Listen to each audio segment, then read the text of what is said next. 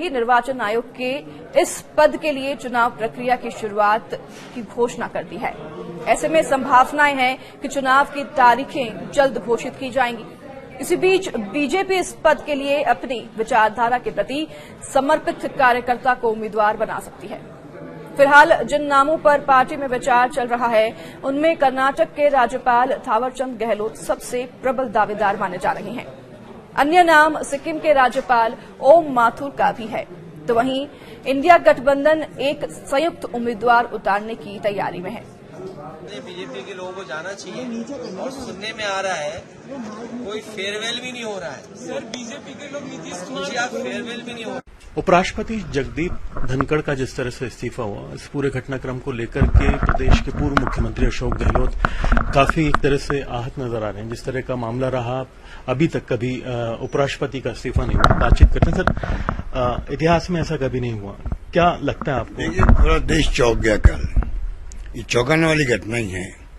उपराष्ट्रपति का इस्तीफा कभी हुआ नहीं इतिहास के अंदर। अचानक इस्तीफा आ गया।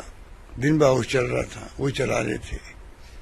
बीएससी की मीटिंग हो गई आगे के प्रोग्राम के लिए, इस्तीफा अचानक आ गया, तो चौंकाने वाली घटना है।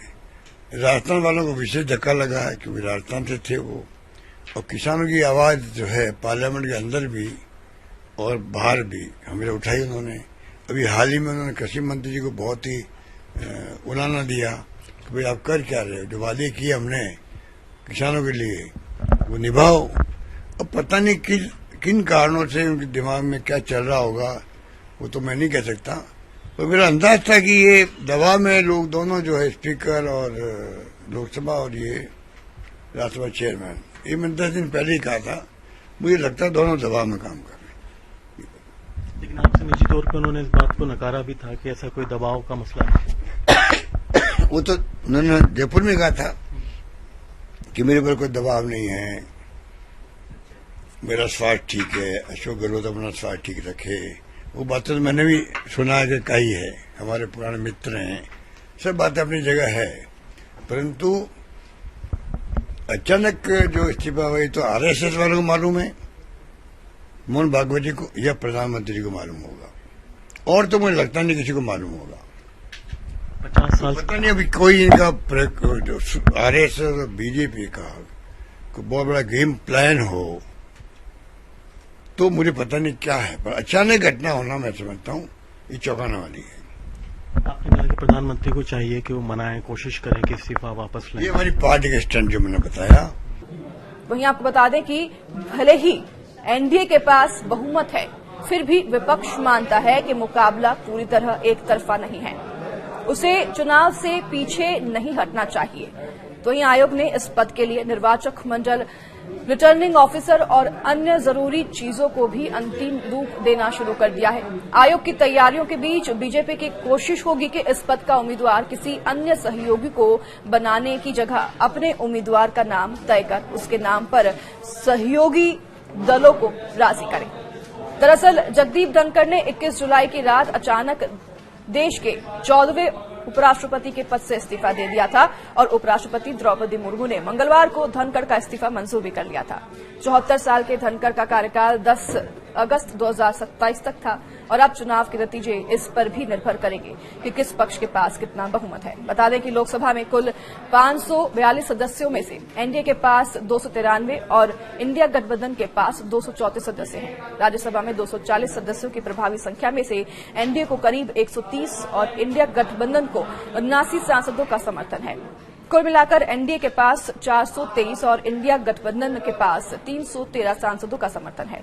शेष सदस्य किसी भी खेमे से जुड़े नहीं हैं और ऐसे में थावर गहलोत का नाम रेस में आगे चल रहा है। थावरचंद गहलोत अभी कर्नाटक के राज्यपाल हैं।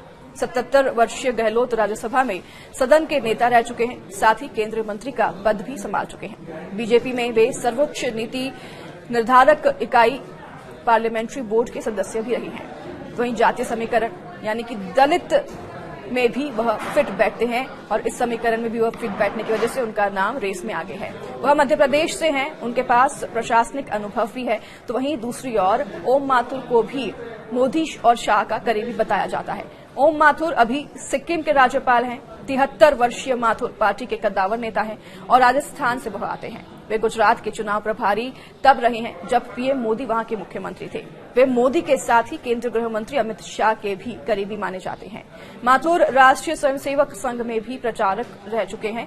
तो वहीं कयास यह भी है कि निर्वाचन आयोग की तरफ से उपराष्ट्रपति पद के चुनाव की तारीख घोषित होते ही इस पद के लिए एनडीए प्रत्याशी के नाम की घोषणा कर दी जाएगी। और यदि बीजेपी के किसी प्रत्याशी के नाम पर एनडीए में सहमति बनाने में समस्या आई तो मौजूदा उपसभापति हरिवंश भी इस पद के उम्मीदवार बनाए जा सकते हैं।